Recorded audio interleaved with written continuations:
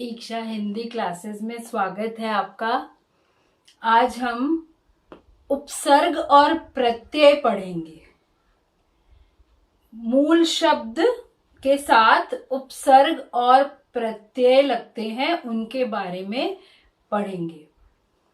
तो शुरू करने से पहले मैं आपको याद दिला दूं, चैनल सब्सक्राइब कीजिए, लाइक कीजिए, दोस्तों के साथ शेयर कीजिए, अपने आप तक सीमित मत रखिए। तो हम शुरू करते हैं। मूल शब्द, उपसर्ग और प्रत्यय।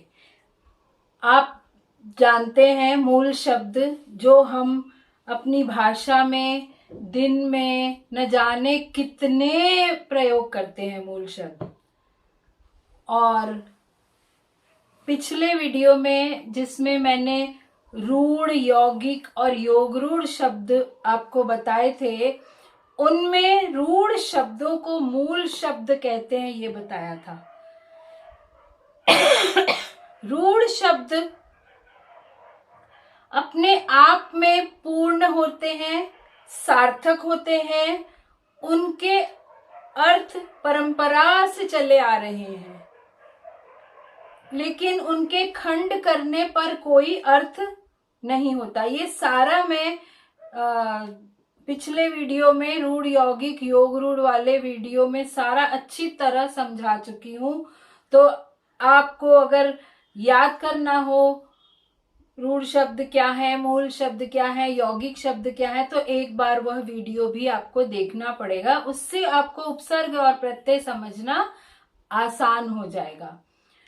तो रूढ़ शब्द वे हैं जो मूल शब्द हैं, जिनके खंड करने पर उन खंडों का कोई अर्थ नहीं होता। और जो यौगिक शब्द हैं वे दो रूढ़ शब्दों को मिलकर या दो शब्द और शब्दांश मिलकर या एक शब्दांश एक शब्द मिलकर बनते हैं, यौगिक शब्द कहलाते हैं। अब ये यौगिक शब्दों को पहले हम अगर समझ लेंगे अच्छी तरह से, तो आपको उपसर्ग और प्रत्यय और अच्छी तरह समझ में आ जाएगा। जो यौगिक शब्द हैं, जैसे मैंने अभी बताया कि यौगिक शब्दों में एक से अधिक शब्द जुड़कर बनते हैं। अब वो या तो दो शब्द होंगे, पूरे पूरे रूढ़ शब्द होंगे, या एक शब्दांश होगा, शब्द का अंश,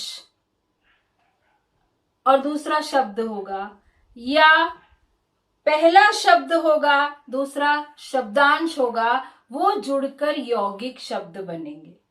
जैसे उदाहरण के लिए मैं आपको बताऊं, पुस्तकालय, पुस्तक और आलय दो शब्द हैं, सार्थक शब्द, रूढ़ शब्द हैं।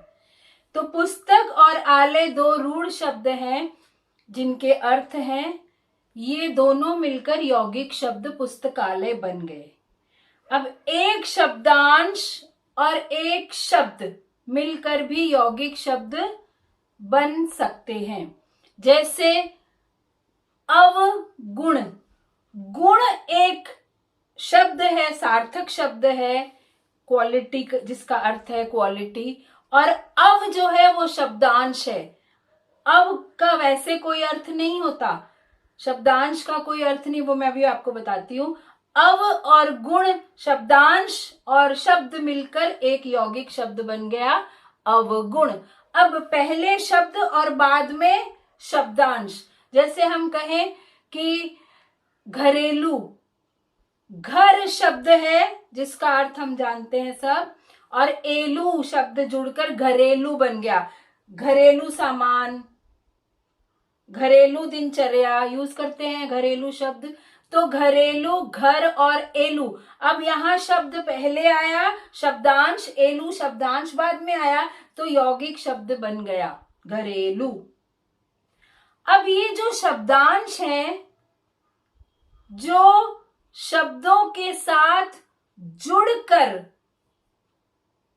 लगते हैं और फिर वे अपना अर्थ प्रकट करते हैं, तब उन्हें हम शब्दांश कहते हैं। और ये शब्दांश दो प्रकार के हैं। आपने देखा पहले वाक्य में, आपने देखा मैंने कहा था अवगुण, अब पहले लगा, घरेलू में एलू बाद में लगा। तो जो शब्दांश शब्दों के पहले लगते हैं, आरंभ में लगते हैं, उन्हें उपसर्ग कहते हैं। और जो शब्दांश घरेलू, घर एलू, एलू बाद में लगते हैं शब्द के, वो प्रत्यय कहलाते हैं। तो हम क्या कहेंगे, शब्दांश दो प्रकार के होते हैं, उपसर्ग और प्रत्यय। अब ये उपसर्ग और प्रत्यय दोनों सार्थक सरल शब्द नहीं होते, रूढ़ शब्द नहीं होते, मूल शब्द नहीं होते, ये शब्दांश होते हैं। और इनको हम वाक्यों में अकेले प्रयुक्त नहीं कर सकते। यदि आप एलू लिखेंगे वाक्य में, एलू सामान ले आइए, कुछ समझ में नहीं आएगा, लेकिन घरेलू बोल दिया तो समझ में आ रहा है, घर का सामान। इसी तरह आप गुण बोलेंगे तो समझ आएगा, लेकिन खाली अव बोलेंगे नहीं समझ में आएगा। उसके अव बहुत अच्छे हैं, क्या अव का कोई अर्थ नहीं है। जब ये गुण के साथ लग गया तो बोले अवगुण, उसमें अवगुण है, बुरे गुण हैं।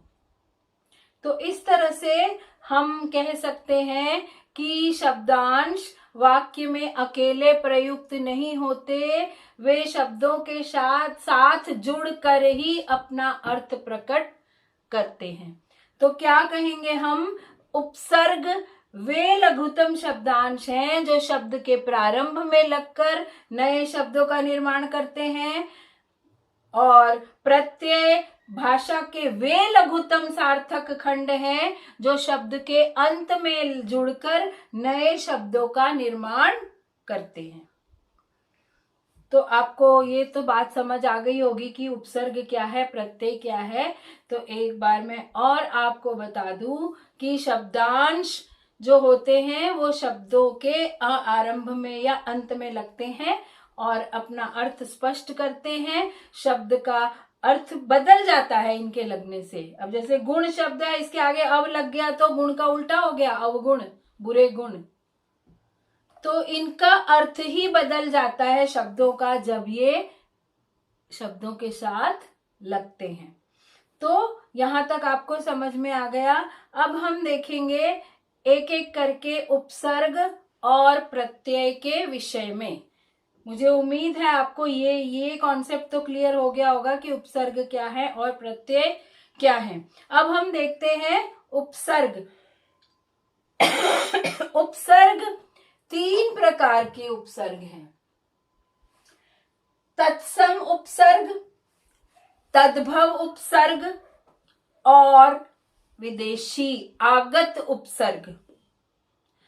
इसके लिए यदि आपको समझना है तत्सम क्या है, तद्भव क्या है, आगत क्या है, तो आपको मेरा तत्सम तद्भव वाला वीडियो देखना चाहिए, उसमें आपको क्लियर हो जाएगा। जैसे तत्सम तद्भव शब्द व्याकरण में, भाषा में यूज होते हैं, वैसे ही तत्सम तद्भव उपसर्ग भी हैं। ऐसे उपसर्ग जो तत्सम संस्कृत के समान, जैसे संस्कृत में प्रयोग होते हैं बिल्कुल वैसे ही हिंदी में भी प्रयोग होते हैं, और ये तत्सम शब्दों में ही लगते हैं।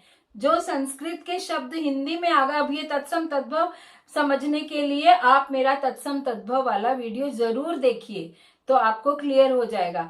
तो जो संस्कृत के समान तत्सम उपसर्ग हैं, तत्सम यानी उसके समान, जो उपसर्ग संस्कृत के शब्दों में लगते थे वही उपसर्ग हिंदी में आ गए हैं, हिंदी में लगते हैं, तत्सम शब्दों में ही प्रयोग होते हैं, उन्हें हम तत्सम उपसर्ग कहेंगे। तो क्या पहचान हुई, ये संस्कृत के उपसर्ग हैं, ये तत्सम शब्दों में ही लगते हैं। जो शब्द संस्कृत के ज्यों के त्यों हमारी भाषा में यूज हो रहे हैं वे तत्सम शब्द हैं, और उपसर्ग भी ज्यों के त्यों यूज हो रहे हैं। तो क्या है उनके उदाहरण मैं आपको बता देती हूँ। देखिए, अधि, अधि का अर्थ है श्रेष्ठ, ऊपर। अधि के यूज से हो गया अधिनायक, अधिपति। मैंने दो दो उदाहरण यहाँ लिखे हैं, बहुत है उदाहरण, बहुत लंबी सूची है, सबका यहाँ पर सबको बताना मुश्किल है। सारे अगर उदाहरण हम करने लग जाएंगे तो न जाने कितना लंबा वीडियो बन जाएगा, इसलिए मैंने हर उपसर्ग के दो दो उदाहरण लिए हैं। यदि आपको और चाहिए होंगे तो आप मुझे कमेंट बॉक्स में लिखेंगे तो मैं और उदाहरणों की सूची दे दिया करूंगी। तो अधि उपसर्ग है, तत्सम उपसर्ग जिसका अर्थ है श्रेष्ठ, ऊपर। नायक के आगे अधि लगा दिया तो श्रेष्ठ नायक, अधिपति। इसी तरह अनु, अनु का अर्थ होता है पीछे या एक जैसा, समान, अनुरूप, अनुकरण। अप का अर्थ है बुरा या हीन, अपयश, अपमान। आ यानी तक, पर्यंत, तो आजीवन, जीवन तक, जीवन पर्यंत। आमरण। उत का अर्थ है श्रेष्ठ या ऊपर, उत्थान, उत्कर्ष। दूर का अर्थ होता है कठिन, दुर्भाग्य, दुर्गम, बुरा, दुस्साध्य, दुस्साहस। तो हम यहाँ दुर्भाग्य में बुरा अर्थ भी ले सकते हैं, लेकिन जिसका भाग्य बड़ा कठिन है उसके लिए दुर्भाग्य, दुर्गम। दुस का अर्थ है बुरा, दुस्साध्य, दुस्साहस। नहीं, उस तो निर्जीव जिसमें जीवन नहीं है, निर्जीव। निर्विकार जिसका आकार नहीं है, जिसमें कोई विकार नहीं है, निर्विकार जिसमें कोई विकार नहीं है। निस्रहित, निस्संदेह, निस का अर्थ है रहित, बिना, निस्संदेह। प्र आगे या अधिक, प्रसिद्ध, प्रचार। विशेष या अलगाव होता है इसका अर्थ, तो विज्ञान, विशिष्ट। समान, संयोग इसका अर्थ है, सम का अर्थ है समान या संयोग, और शब्द बने हैं उपसर्ग लगाकर संभव, सम्मान। इसी तरह अ या अन, अभाव, इसका अर्थ है अभाव। अज्ञान, अधर्म। सु का अर्थ होता है अच्छा, तो सुपुत्र, स्वागत, ये दो शब्द बने। कु का अर्थ होता है बुरा, कुपुत्र और कुकर्म। अति का अर्थ है बहुत अधिक, तो अत्याचार, अत्यंत। अति जिसका अंत ना हो, अति जिस पर अति आचार किया जाए। अभि विशेषता है, अभि का अर्थ है विशेषता। अभिमान, अभ्यागत, विशेष आया हुआ, विशेष मान। अव का अर्थ होता है नीचे, छिपा हुआ, तो अवगुण, अवचेतन। उप जो मुख्य नहीं है, उपवन, उपमंत्री। प्रति का अर्थ होता है विरोध करना या बराबरी करना, तो क्या उपसर्ग लगा, प्रतिकार, प्रतिरोध। परा का अर्थ है उल्टा, पराक्रम, पराजय।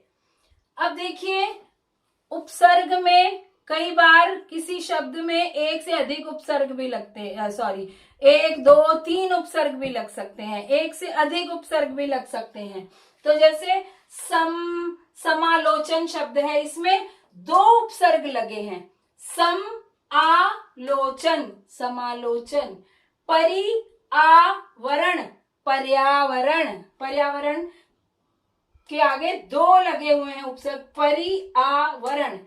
व्याकरण, व्याकरण, व्याकरण, वी और आ दो उपसर्ग लगे हैं। फिर दुर्व्यवहार में तीन उपसर्ग लगे हैं, दुर्व्यवहार, दुर्व्यवहार। तो ये हुए तत्सम उपसर्ग, वो उपसर्ग जो संस्कृत के समान यूज होते हैं, जो संस्कृत शब्दों में प्रयोग होते हैं, मतलब जो हिंदी में आ गए हैं संस्कृत के शब्द।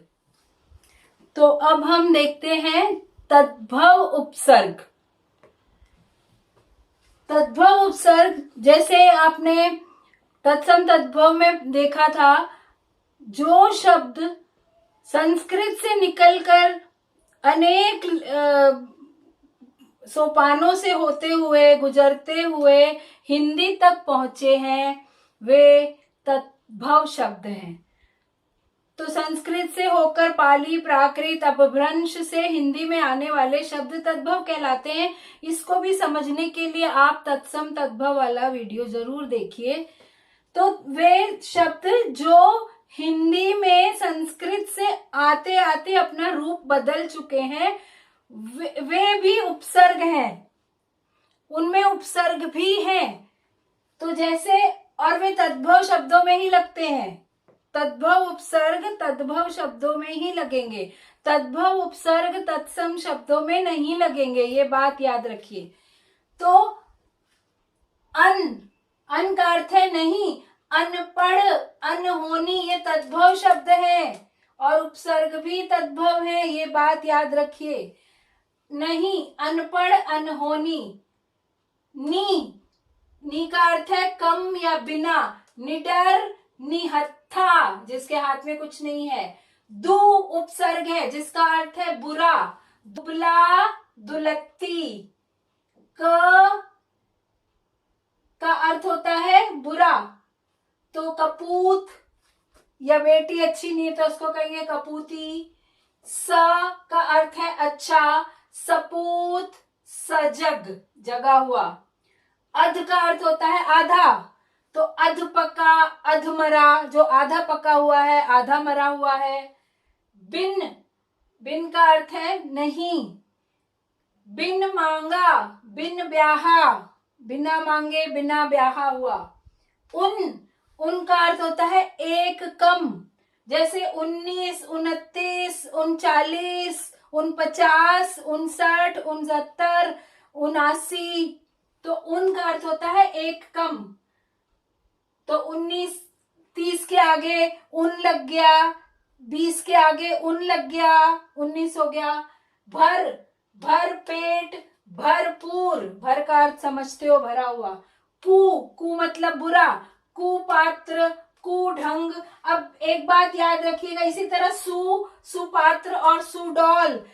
सु और कु आपको संस्कृत में भी मिलेंगे, तत्सम उपसर्ग भी मिलेंगे, तत्सम शब्दों में भी मिलेंगे, लेकिन वो फिर तत्सम शब्दों में ही लगेंगे, सु और कु। यहाँ पर सपूत है, कपूत है, वहां सुपुत्र और कुपुत्र, क्योंकि पुत्र शब्द तत्सम है और पूत शब्द तद्भव है। तो ये छोटी छोटी बातें जो हैं वो ध्यान रखने वाली हैं।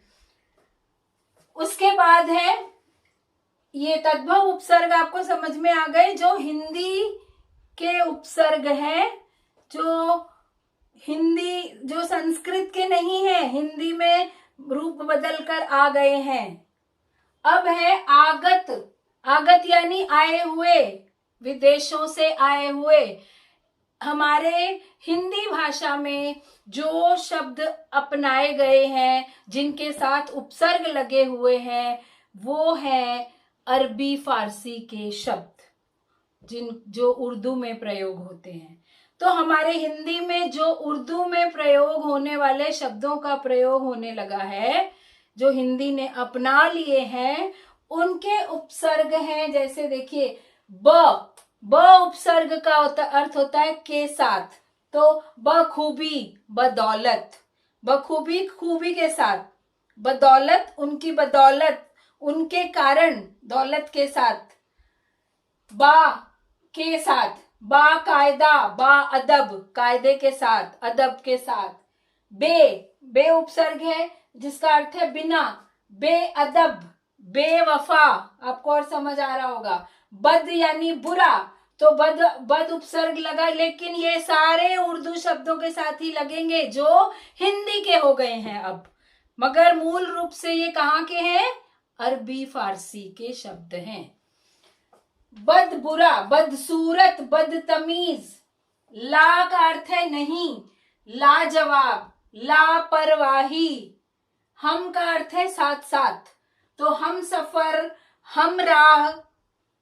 सर का अर्थ होता है मुख्य, सरहद, जो मुख्य हद है, मुख्य बाउंड्री है। सरपंच, जो मुख्य पंच है, गांव में जो सरपंच होते हैं। कम का अर्थ है हीन, कम उम्र, कम ख्याल, जिसकी उम्र कम है, कम सिन भी कहते हैं, जो कम सोचते हैं, कम ख्याल। गैर, निषेध, जो नहीं है, गैर का अर्थ है जो नहीं है। गैर हाजिर, गैर कानूनी, इनका अर्थ समझते होगे आप। ना, ना नहीं, नालायक, ना समझ। तो ये सारे जो है ये उर्दू के उपसर्ग हैं, आगत, आए हुए, विदेशी उपसर्ग, बस यही है उपसर्ग। तो आपको अच्छी तरह समझा दिया है मैंने, और इसका अभ्यास कीजिए। इसके बहुत लंबी चौड़ी सूची है, इसकी बहुत सारे शब्द हैं, सबको यहाँ बताना मुमकिन नहीं है। तो जितना हो सका मैंने आपको समझा दिया है, और आप इसकी प्रैक्टिस कीजिए। अगले वीडियो में हम प्रत्यय के बारे में समझेंगे, प्रत्यय करेंगे। तो अपने माता पिता का कहना जरूर माना कीजिए।